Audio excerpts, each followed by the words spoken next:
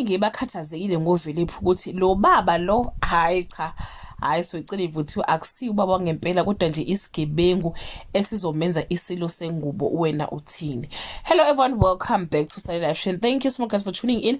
I'm here to update you of what's going to happen on Sibongile and the Dlamini from the 23rd to 25th of September 2024 on Monday. Kwenze causes his loved ones to worry so much that Nomalanga runs to an unexpected source for help. As the Imbeleko approaches Nomfundo needs more and more reassurance on Tuesday.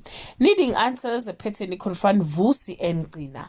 Meanwhile, Nomalanga asks for Sibongile's forgiveness and help. Sibongile and Gwenzo reconnect on Wednesday.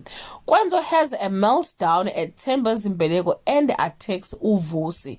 Vuma gifts Samke with Deliwe shop.